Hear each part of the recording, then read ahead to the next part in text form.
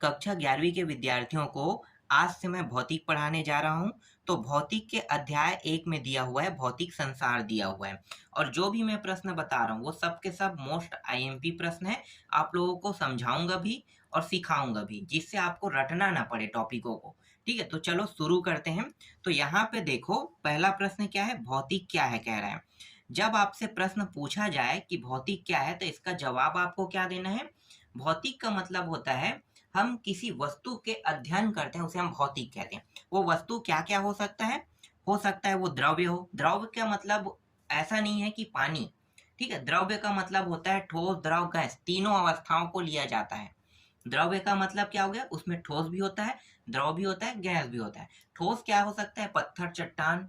द्रव पानी। गैस क्या होगा, हवा। तो इन सब के अध्ययन करने को ही हम क्या कहते हैं, हम भौतिकी कहते हैं। अगर और इसे विस्तार से जाना जाए तो ऊर्जा भी क्या होगा, ऊर्जा। ऊर्जा भी, इसका भी हम अध्ययन करेंगे। तो अध्ययन करने वाले जितनी भी चीजें हैं जिनका हम अध्ययन कर सकते हैं, वो सब भौतिकी के अंदर आते हैं। तो उसी को परिभाषा के रूप में आप कैसे बताओगे, भौतिकी वह विषय है जिसमें द्रव्य, ऊर्जा और उनकी अंतर क्रियाओं का अध्ययन किया जाता है। याद रहेगा, सबसे सरल टॉपिक है। ठीक है, दूसरा क्या कह रहे हैं, फिजिक्स। भौतिकी शब्द ग्रीक भाषा से आया है, उस शब्द को लिखिए। तो देखो, फिजिक्स जो शब्द है ना, इसको हम क्या कहेंगे, ये जो ग्रीक भाषा है इसे हम कहते हैं फ्यूसिस कहते हैं। फ्यूसिस का जो अर्थ होता है वो हिंदी में प्रकृति होता है।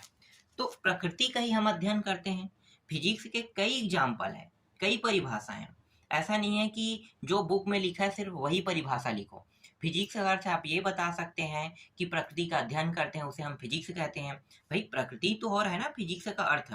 तो यहाँ पे फ्यूसिस का मतलब क्या बता रहा है, प्रकृति। तो प्रकृति कह रहे हैं तो फिजिक्स भी प्रकृति होगा। ठीक है, तो प्रकृति के अध्ययन को ही हम क्या कहेंगे, फिजिक्स कहेंगे, इस तरह से। तो फ्यूसिस शब्द का अर्थ क्या होगा, प्रकृति होगा। याद रहेगा। ठीक है, आगे देखो, भौतिक के 5 मुख्य शाखाएं कौन कौन सी है। तो 5 शाखाओं को बताना है। तो इन 5 शाखाओं के नाम देख लो। पहला है यांत्रिकी, दूसरा है उष्मागतिकी, तीसरा है विद्युत चुंबकत्व, चौथा है अपेक्षिता का सिद्धांत और पांचवा है क्वांटम यांत्रिकी। आगे देखो, नेक्स्ट प्रश्न क्या कह रहे हैं। चौथा प्रश्न है, सिद्धांत क्या है। सिद्धांत क्या है भाई, तो हम सिद्धांत किसे कहते हैं। तो इसका उत्तर देखो, सिद्धांत की परिभाषा क्या है।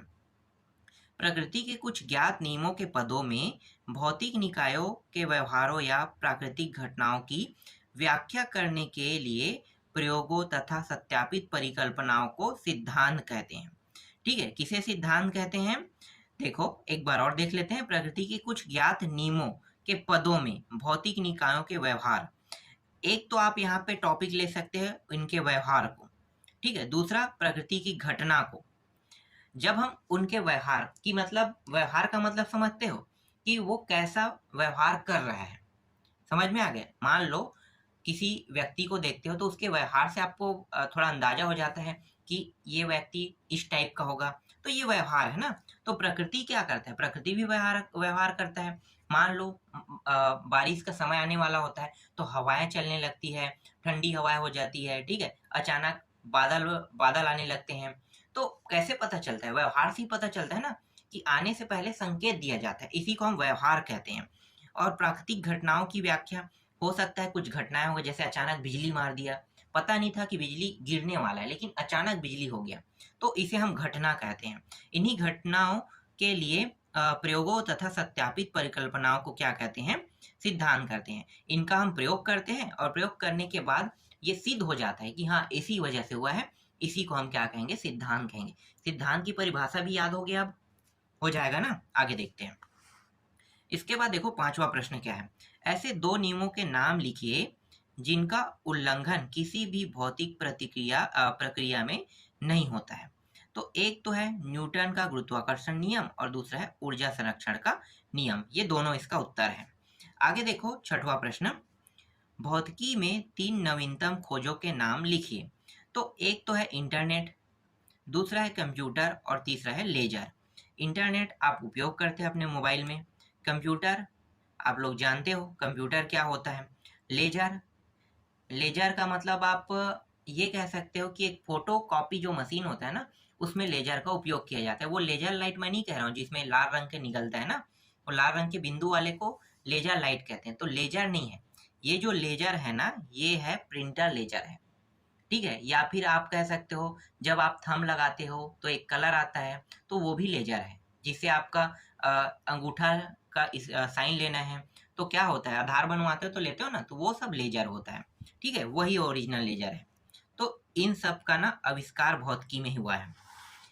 7वां प्रश्न देखो, किन्हीं 4 भौतिक विदों के नाम एवं उनके खोज कार्य लिखिए।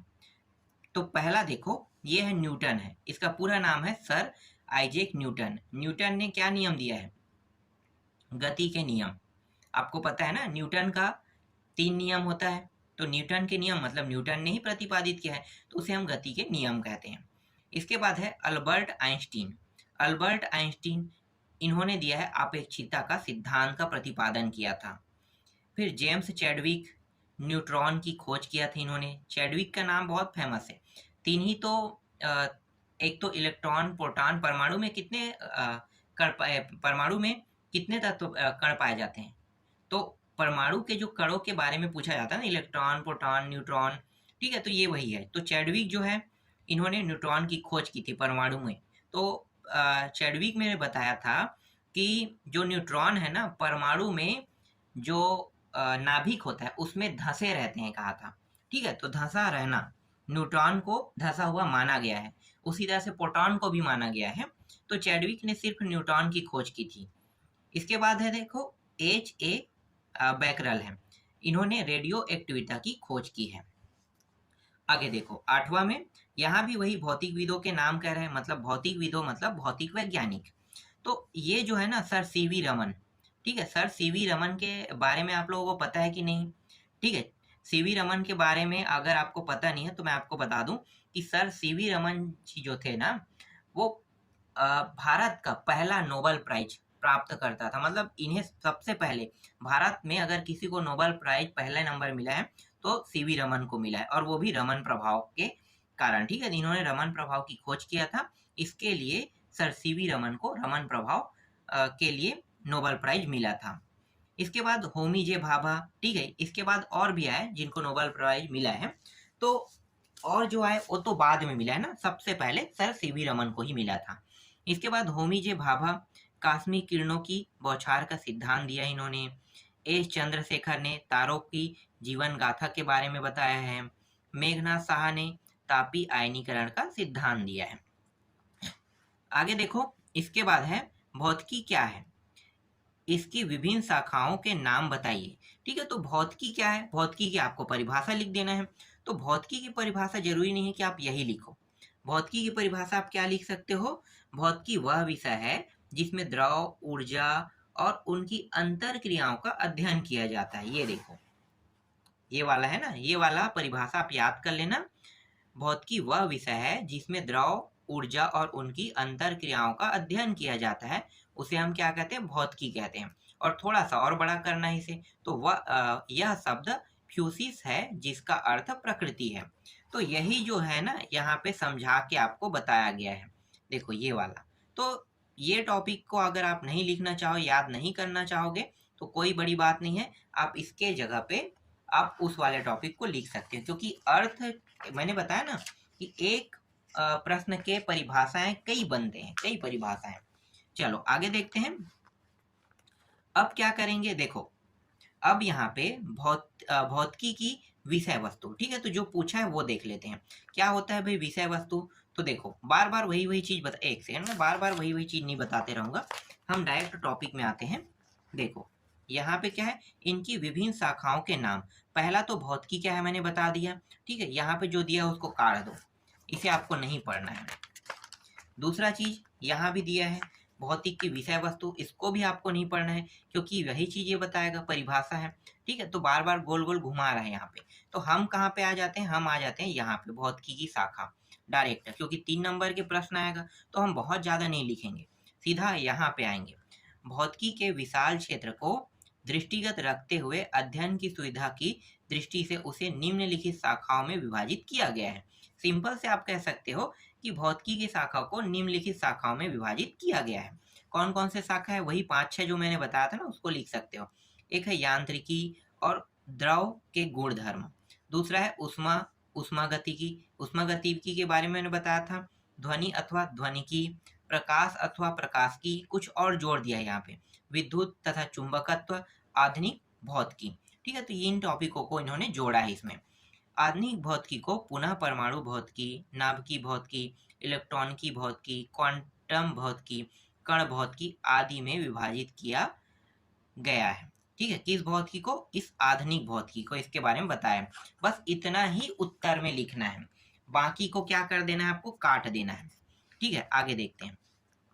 नियम और सिद्धांत में अंतर लिखिए। नियम क्या है और सिद्धांत क्या है? तो नियम और सिद्धांत में जमीन आसमान का अंतर है। कैसे? देखो, नियम यह बताता है कि प्रकृति किस प्रकार व्यवहार करती है। नियम का मतलब है व्यवहार को बताना, जबकि सिद्धांत व्यवहार को भी बताता है और साथ ही साथ क्या होता है, जो घटनाएं होती ना, उनके बारे में अध्ययन करके सत्यापित करने का काम करता है। पूरा परिभाषा आप लिख सकते हो यहाँ पे।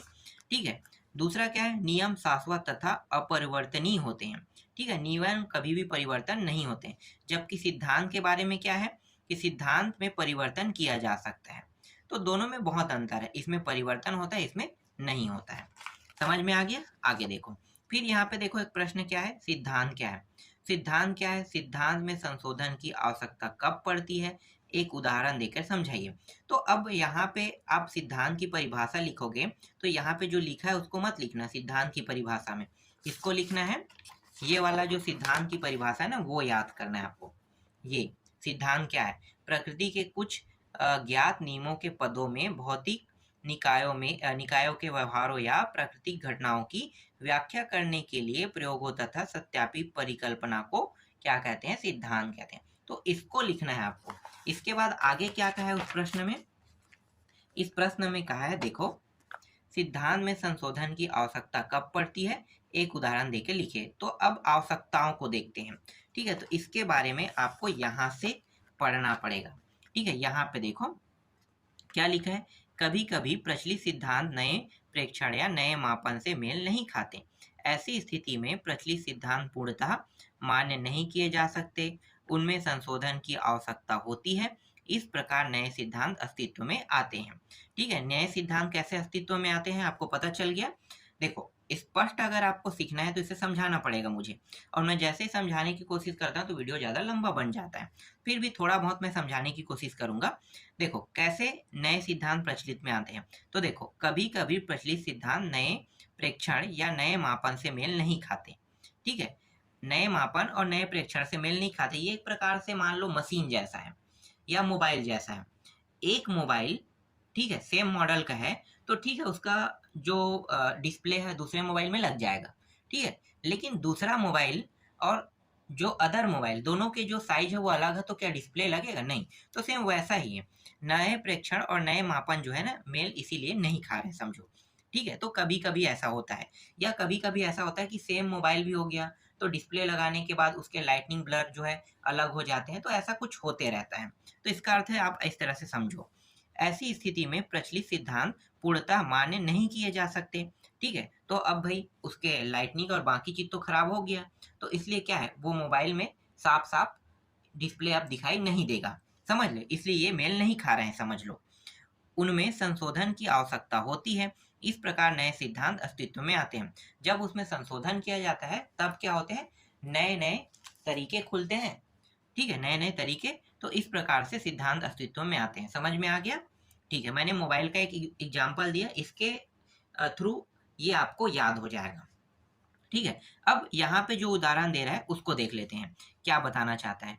हाइगेन की मान्यता थी कि प्रकाश अनुदैर्ध्य तरंग है, किंतु इस आधार पर प्रकाश के ध्रुवण की व्याख्या नहीं की जा सकती। अतः फ्रेनेल ने प्रकाश को अनुपस्थ तरंग माना, जिसके आधार पर ध्रुव के घटना की व्याख्या की जा सकी। ठीक है, तो ये एग्जाम्पल है, एग्जाम्पल को समझाने की आवश्यकता नहीं होता है, इसे पढ़ोगे तो अपने हिसाब से खुद समझ में आ जाएगा। ठीक है, जो मुझे समझाना था मैंने समझा दिया। वैज्ञानिक विधि क्या है, इसके मुख्य चरणों के नाम बताइए। तो वैज्ञानिक विधि क्या होता है, तो देखो, वैज्ञानिक विधि का मतलब होता है कोई चीजों की खोज करना। भाई वैज्ञानिक क्या करते हैं वैज्ञानिक, क्या करेंगे, खोज ही करेंगे ना। तो वैज्ञानिक की अगर आपको परिभाषा या वैज्ञानिक विधि कहेगा तो उसका मतलब क्या है, खोज से है। ठीक है, तो देखते हैं खोज कह रहे हैं कि नहीं कह रहे हैं यहाँ पे। जिस विधि के द्वारा वैज्ञानिक सिद्धांतों, नियमों आदि की खोज करके विज्ञान का निर्माण करते हैं उसे वैज्ञानिक विधि कहते हैं। मैंने आपको जो समझाया वही है, खोज ही कर रहा है ये। खोज क्या क्या चीज की कर सकता है, किसी भी चीज की खोज कर सकता है, सिद्धांत की, नियमों की, इसकी खोज करता है। और खोज करके विज्ञान का क्या कर रहा है, निर्माण कर रहा है, मतलब बढ़ा रहा है विज्ञान को, और ज्यादा हम जान रहे हैं विज्ञान के बारे में। तो इसी की क्या करते हैं, खोज करके विज्ञान को बढ़ाता है, निर्माण करता है, उसे हम वैज्ञानिक विधि कहते हैं। याद रहेगा वैज्ञानिक विधि। चलो आगे देखो, अब वैज्ञानिक विधि में इसके अंग बोला है ना, चरण बोला है। देखो इन्हें दो जगह मुख्य चरणों के नाम कह रहे हैं और इसके अंगों के वर्णन, तो ये दोनों सेम है, अलग नहीं है। तो क्या क्या इसके अंग है और चरण है देख लेते हैं। तो अंग या चरण दोनों को हम एक ही बोल देंगे ना। तो यहाँ पे एक है प्रेक्षण है, दूसरा है परिकल्पना है, पहले नाम देख लेते हैं, फिर परिकल्पना की परीक्षण, और चौथा है अंतिम सिद्धांत है। अब प्रेक्षण क्या होता है, देखो प्रेक्षण के बारे में मैं आपको ऐसे ही बता सकता हूँ। जब रॉकेट लॉन्च किया जाता है तो हम कहते हैं ना प्रेक्षण, समझो। ठीक है, तो उसी तरह से ये भी है, चलो पढ़ के मैं बताता हूँ पहले। किसी प्राकृतिक घटना के अध्ययन के लिए सर्वप्रथम उससे संबंधित भौतिक राशि की पहचान की जाती है, तत्पश्चात उन राशियों से संबंधित प्रेक्षण लिए जाते हैं। ठीक है, क्या कह रहे हैं यहाँ पे, भौतिक राशि की पहचान की जाती है कि हाँ भाई ये भौतिक राशि ये है, उसके बाद ही क्या है, उन राशियों के संबंधित प्रेक्षण लिए जाते हैं। दूसरा देखो परिकल्पना क्या कह रहे हैं, प्राप्त प्रेक्षणों का विश्लेषण करके एवं पूर्व ज्ञान के आधार पर घटना को समझने के लिए एक ऐसा काम चलाऊ सिद्धांत बनाया जाता है जो लिए गए प्रेक्षणों की व्याख्या कर सके। इस सिद्धांत को ही परिकल्पना कहते हैं। मतलब ये जो परिकल्पना है ये प्रेक्षण पर आधारित है। ठीक है, काम चलाऊ क्या बना देगा, काम चलाऊ एक सिद्धांत बनाएगा और उस सिद्धांत के माध्यम से जो प्रेक्षण की जो कैलकुलेशन जो बाकी चीज लिया रहेगा उनका क्या करते हैं, अध्ययन किया जाता है या व्याख्या किया जाता है। ठीक है, इसी को क्या कहते हैं, परिकल्पना कहते हैं। परिकल्पना समझ में आ गया। अब देखो यहाँ पे क्या है, परिकल्पना का परीक्षण कह रहा है। अब जैसे प्रेक्षण का यहाँ पे व्याख्या परिकल्पना ने किया, अब परिकल्पना का परीक्षण यहाँ पे करेगा। ठीक है, तो यहाँ पे देखो प्रस्तावित परिकल्पना की जांच करने के लिए परिकल्पना के आधार पर कुछ ऐसी भविष्यवाणी की जाती है जिनका परीक्षण प्रयोगों द्वारा किया जा सकता है। अतः नए प्रयोग किए जाते हैं तथा नए प्रेक्षण लिए जाते हैं। इसके बाद चौथा देखो अंतिम सिद्धांत, यदि प्रस्तावित परिकल्पना नए प्रेक्षणों की भी यथार्थपूर्वक व्याख्या करती तो उसे अंतिम सिद्धांत मान लिया जाता, अन्यथा परिकल्पना में आवश्यक संशोधन करते अथवा नई परिकल्पना तैयार करते तथा उसका भी परीक्षण करते। यह क्रम तब तक जारी रखते हैं जब तक कि प्रयोगों द्वारा सत्यापित अंतिम सिद्धांत प्राप्त न हो जो। ठीक है, न हो जाए है, ये जो लिख दिया है यहाँ पे। ठीक है, आगे देखते हैं। समझ में आ गया चारों टॉपिक, आगे बढ़ें। देखो चौथा क्या कह रहा है, चौथा कह रहा है भौतिक का समाज पर क्या प्रभाव है। ठीक है, भौतिकी का समाज पर क्या प्रभाव है, या इसे दूसरे नाम से जानते हैं भौतिकी के समाज से क्या संबंध है। तो समाज और भौतिकी दोनों को अब मैच करने वाले हैं कि कैसे भौतिकी जो है वो समाज के साथ मिला हुआ है या उसके साथ मिलजुल के रह रहा है। देखो यहाँ पे क्या कह रहे हैं, यहाँ पे भौतिकी ने समाज पर दो प्रकार से प्रभाव डाला है। पहला जीवन स्तर पर प्रभाव और दूसरा मनुष्य के विचारों पर प्रभाव। तो दोनों के बारे में देखते हैं। पहले जीवन स्तर पर किस प्रकार से प्रभाव डाला है। तो देखो जीवन स्तर पर कैसे प्रभाव डाला है भौतिकी भाई, तो भौतिकी ने प्रौद्योगिकी की सहायता से ऐसे यंत्र, मशीन, उपकरण एवं युक्तियों का विकास किया है जिनके प्रयोग से मानव की सुख सुविधाओं में वृद्धि हुई है तथा उनका जीवन स्तर उठा है। जैसे एग्जाम्पल देखो टेलीविजन, संचार उपग्रह, ठीक है, आपका मोबाइल, बहुत सारी चीजें मैं ऐसे ही बता सकता हूँ। ठीक है, चिकित्सा के क्षेत्र में, कृषि के क्षेत्र में, उद्योग के क्षेत्र में, कंप्यूटर है, मोबाइल है, तो इन सब चीजों को आप ले सकते हो क्योंकि भौतिकी की देन है। जो हम घरों में पंखा चलाते हैं वो भी भौतिकी की देन है। तो ये जीवन स्तर पर काफी प्रभाव डाला है ना। तो मनुष्य के साथ क्या है, जुड़ा हुआ है भौतिकी, समझ में आ गया? तो इसको पूरा पढ़ने की जरूरत नहीं है, आप अपने शब्दों में उत्तर बना सकते हो। इसके बाद देखो मनुष्य के विचारों पर प्रभाव कैसे डाला है। भौतिकी मानव की ज्ञान पिपासा को शांत करता है तथा उनमें वैज्ञानिक दृष्टिकोण उत्पन्न करता है। फलस्वरूप आज मानव जात पात धर्म संप्रदाय तथा अंधविश्वास से ऊपर उठकर सद्विवेक तर्क और न्याय के आधार पर आचरण कर रहा है। अतः एक नए युग का सूत्रपात हो रहा है। देखो पहले क्या होता था, जब भौतिकी जब मान लो कि भौतिकी नहीं था समझो, ठीक है, उस समय कोई वैज्ञानिक नहीं था, कुछ भी नहीं थे, तो क्या होता था, जादू टोना भूत प्रेत इस पर विश्वास करते थे। लेकिन विश्वास कब करते थे भाई, आप लोगों ने सिर्फ सुना है ना, देखा तो नहीं है। तो ये क्या होता था, एक प्रकार से अंधविश्वास। जादू होता नहीं है, टोना होता नहीं है, आज भी माना जाता है। तो ये कौन मानता है, पढ़े लिखे लोग मानते हैं कि जो पढ़े लिखे नहीं है वो मानते हैं? पढ़े लिखे नहीं है वो मानते हैं ना। आज कह दोगे कि वहां पे जादू हुआ है, वहां पे रियल मैजिक की बात कर रहे हैं, तो ऐसा आप सुनोगे जरूर। तो जो ज्यादा नहीं जानते ना इनके बारे में, वो 100% मानेंगे। लेकिन जो जानते हैं उनको पता है कि जादू जैसा कोई चीज नहीं होता है। तो वही चीज बता रहा है कि विचारों पर बहुत प्रभाव पड़ा है। हमारे विचार क्या है, बदल गए।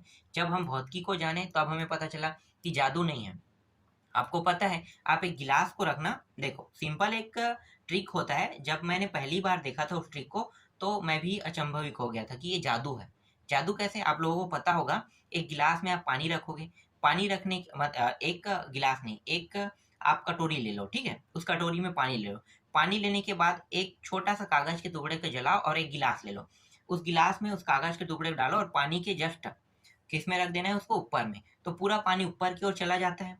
तो क्या ये जादू है? नहीं है। ये सिर्फ क्या है, ट्रिक है। क्या है, ट्रिक। और ये ट्रिक कब लागू होता है? ये ट्रिक तब लागू होता है जब हम उसमें क्या जलाते हैं, कागज के टुकड़े को जलाकर उसमें डालते हैं। तो ये कौन से नियम के तहत हो रहा होगा? चलो मैं नियम नहीं बताता हूँ, एक सिंपल चीज बताता हूँ। क्या होता है, जब हम उसमें आग को जला के डालते हैं ना, सॉरी आग बोला, कागज ना, कागज। तो कागज को जब हम जला के डालते हैं उस गिलास में, तो उस गिलास के अंदर जितने भी ऑक्सीजन होता है वो क्या हो जाता है, जलने लगता है। और उसे पूरी तरह से बंद कौन कर देता है, पानी में। पानी में रखेंगे तो बंद हो जाएगा। तो ऑक्सीजन क्या हो गया, खत्म हो गया गिलास के अंदर। अब हवा ही नहीं है, हवा क्या हो गया, गायब हो गया पूरी तरह से। वहां पे हवा गायब। आग तभी जलता है जब हवा होता है, और हवा अगर गायब हो जाए तो आग नहीं जलेगा। इसीलिए स्पेस में क्या होता है, हवा नहीं होता है, इसलिए वहां पे बम ब्लास्ट नहीं हो सकता, वहां पे आग नहीं लग सकता। आग वहीं पे लगेगा जहां पे ऑक्सीजन होगा, ठीक है। तो ऑक्सीजन कहाँ पे था, गिलास में था। गिलास में ऑक्सीजन जो है वो खत्म हो गया। तो खत्म हो गया मतलब हवा खत्म हो गया, इसीलिए पानी कहाँ पे चलने लगा, ऊपर की ओर, ठीक है, ऊपर की ओर जाने लगा। तो आप लोगों को पता होगा कि निम्न दाब और उच्च दाब सुने हैं ना, तो बस वही नियम यहाँ पे लागू हो रहा है। समझ में आ गया? तो मनुष्य के विचार जो है इसी प्रकार से बदलते हैं। तो कुछ लंबा एग्जाम्पल मैंने दे दिया, आगे मैं इसके बारे में अच्छे से बताऊंगा, ठीक है। चलो इसके बाद देखो पांचवा प्रश्न, भौतिकी के विकास ने प्रौद्योगिकी कला तकनीक के विकास में क्या योगदान दिया, समझाइए। ठीक है, इसको दूसरे नाम से, इस नाम से भी जानते हैं और इस नाम से भी जानते हैं। तो चलो देखते हैं क्या क्या योगदान दिया है। तो देखो, भौतिकी के नियम और सिद्धांतों का प्रयोग करके भौतिकी ने अनेक यंत्रों उपकरण, क्योंकि तकनीक है तो तकनीक क्या बनाएगा, यंत्र उपकरण ही बनाएगा ना, युक्तियों का निर्माण किया, जिससे प्रौद्योगिकी में असातित विकास हुआ। इस संबंध में कुछ उदाहरण निम्नानुसार है। पहला, न्यूटन के गुरुत्वाकर्षण नियम के उपयोग से अंतरिक्ष यानों व उपकरणों का प्रक्षेपण संभव हुआ। ठीक है, ये पहला एग्जाम्पल है। दूसरा उदाहरण देखो, कम से कम आपको 3 उदाहरण इससे याद रखने, 3 से 4। उष्मागतिकी नियमों की खोज से उष्मा इंजन का विकास हुआ। एक्स किरणों की सहायता से टूटी हुई हड्डी का पता लगाया जाता है। रेडियो एक्टिव किरणों से कैंसर का इलाज किया जाता है। ठीक है, और सरल कौन सा है, सौर ऊर्जा का उपयोग करके सोलर बैक्टीरिया बनाई जाती है। इसके बाद और देखो, नाभिकीय विखंडन की खोज से नाभिकीय रिएक्टर बनाए जाते हैं। तो कम से कम आपको ना इसमें से 4 ही याद रखने हैं, क्योंकि 3 नंबर का प्रश्न आएगा। तो 3 नंबर के 4 से 6, पॉइंट ही आपको लिखना है, और जो सबसे सरल है ना, जो मैं भी आपको पढ़ के बताया वही सबसे सरल है, तो बस उसी बस को आपको याद रखना है इसमें, ठीक है। आगे देखो, भौतिकी के किन्हीं 4 सिद्धांतों के नाम लिखिए और उन पर आधारित 4 युक्तियों के नाम बताइए जो हमारे दैनिक जीवन में काम आते हैं। पहला देखो, पहला युक्ति क्या है, सिद्धांत और युक्तियों के नाम। बर्नौली का प्रमेय, बर्नौली का प्रमेय जो होता है वह वायुयान में उपयोग किया जाता है। विद्युत चुंबकीय तरंगों के संचरण के नियम रेडियो और टेलीविजन में करते हैं। विद्युत चुंबकीय प्रेरण के नियम विद्युत जनित्र में करते हैं। विद्युत ऊर्जा का उष्मी विद्युत हीटर में करते हैं। इसके बाद 7वां प्रश्न देखो, 7वां प्रश्न क्या है, प्रकृति में मूल बल विद्युत चुंबकीय बल के उद्गम को समझाइए। विद्युत चुंबकीय बल, इसमें स्थिर वैद्युत एवं चुंबकीय बल सम्मिलित है। दो स्थिर आवेशों के बीच स्थिर विद्युतीय बल कार्य करता है, जबकि चुंबकीय बल दो ध्रुवों के बीच कार्य करता है। चालित आवेश चुंबकीय बल उत्पन्न करते हैं। इन बलों का संयुक्त प्रभाव विद्युत चुंबकीय बल कहलाता है। विद्युत चुंबकीय बलों के अभिलाक्षणिक, पहला क्या है, यह बल दोनों आकर्षी एवं प्रतिकर्षी होते हैं। दूसरा है, प्रकृति में यह केंद्रीय बल है। तीसरा, यह व्युत्क्रम वर्ग के नियम का पालन करते हैं। और चौथा है, प्रकृति में यह संरक्षी बल है। बस इतना ही आपको उत्तर में लिखना है, और होगा तो आपको नहीं लिखना है, ठीक है। इसमें दिया तो और है, लेकिन इन दोनों टॉपिक को आपको छोड़ देना है, क्योंकि यहाँ से 3 नंबर के प्रश्न आएगा, ज़्यादा नहीं। तो 3 नंबर के हिसाब से ही हम पढ़ेंगे यहाँ पे, ठीक है। दीर्घोत्तरी प्रश्न है, संभव की कला ही राजनीति है, इसी प्रकार समाधान की कला ही विज्ञान है। विज्ञान की प्रकृति तथा व्यवहार पर इस सुंदर सूक्ति की व्याख्या कीजिए, ठीक है। तो व्याख्या करने के लिए कह रहा है, तो बहुत आसान प्रश्न है, देखने में इसका उत्तर बहुत बड़ा रहेगा, लेकिन आपको बहुत ज़्यादा नहीं जानना है, थोड़ा सा जानना है। देखो मैं आपको बताता हूँ पढ़ के, और थोड़ा बहुत समझा भी दूंगा। क्या कहना चाहता है, यह सभी जानते हैं कि राजनेता को यह अच्छी तरह से ज्ञात होता है कि कोई 4 चीजें या हर चीज संभव नहीं है जिसके बारे में वह स्वयं नहीं जानते हैं, लेकिन वोट प्राप्त करते समय वह हर चीज को संभव बताते हैं। प्रेक्षण के सिलसिलेवार अध्ययन को विज्ञान कहते हैं। प्रेक्षण पर आधारित तत्वों, सिद्धांतों और नियमों का सुव्यवस्थित ज्ञान विज्ञान कहलाता है। मनुष्य द्वारा प्रकृति, प्रक्रमों और प्रयोगों के निरीक्षण द्वारा प्राप्त किया हुआ ज्ञान विज्ञान कहलाता है। तो बार बार ना ये क्या कहना चाहता है, विज्ञान को ही साबित कर रहा है, ठीक है। विज्ञान, विज्ञान कैसे साबित कर रहा है, अगर आप देखो, मैं अब ऐसे ही बता देता हूँ, इसकी स्टोरी मुझे समझ में आ गया क्या कहना चाहता है। ये हर बार एक शब्द ला रहा है, विज्ञान। विज्ञान कब पॉसिबल होगा, जब आप उसकी प्रैक्टिस करोगे। प्रैक्टिस का मतलब मैं ये नहीं कह रहा हूँ कि आप क्रिकेट खेलने चले जाओ तो पॉसिबल हो जाएगा। चलो मान लो क्रिकेट से ही मैं एग्जाम्पल ले लेता हूँ, ठीक है। विज्ञान कब होगा, वो विज्ञान तब होगा जब आप उसकी अध्ययन करोगे। आपको पता है कि मैं क्रिकेट खेलने जा रहा हूँ, तो मैं कितना रन बना सकता हूँ, कितना दौड़ सकता हूँ, अपनी कैपेसिटी आपको जानना है। तो ये सब चीज कैसे पता चलेगा, तभी पता चलेगा ना जब आप उन सभी का अध्ययन करोगे। तो वही सब चीजें के बारे में बता रहा है यहाँ पे। देखो, प्रेक्षणों पर आधारित तथ्यों, सिद्धांतों और नियमों की सुव्यवस्थित ज्ञान क्या कहलाता है, विज्ञान कहलाता है। एग्जाम्पल भी मैं उठाता हूँ तो भी आपको समझ में आ जाएगा, ठीक है। तो हर चीजों का अध्ययन ही कर रहा है यहाँ पे। आगे देखते हैं, फिर वही चीज है, यहाँ पे वही लिखा हुआ है, ठीक है। यहाँ पे मैं काट देता हूँ यहाँ पे बहुत से टॉपिक को, डायरेक्ट आता हूँ पहला पॉइंट में। पहला पॉइंट क्या है, विज्ञान हमारी समस्याओं का स्पष्ट हल निकालता है, ठीक है। दवाई गोली खा के ठीक हो जाते हैं तो हल तो निकल ही गया। दूसरा क्या हो सकता है, वैज्ञानिक ज्ञान संपूर्ण मानव संसार में सार्वभौमिक एक समान है, ठीक है, ये भी सही है। तीसरा देखो, विज्ञान जीवन के सूक्ष्म संप्रत्ययों, अवधारणाओं की व्याख्या एवं तथ्यों का विश्लेषण करके प्रत्येक अंग भाग को गहनता से समझने का प्रयत्न कराता है, ठीक है, कराता है, करता है। तो ये पूरा बार बार वही वही चीज बता रहा है, तो मैं ज्यादा इसमें नहीं पढ़ रहा हूँ, ठीक है। जितना मैं आपको टॉपिक दिखा रहा हूँ इतना कम से कम आप लोग याद कर लोगे। आगे देखते हैं अंतिम प्रश्न।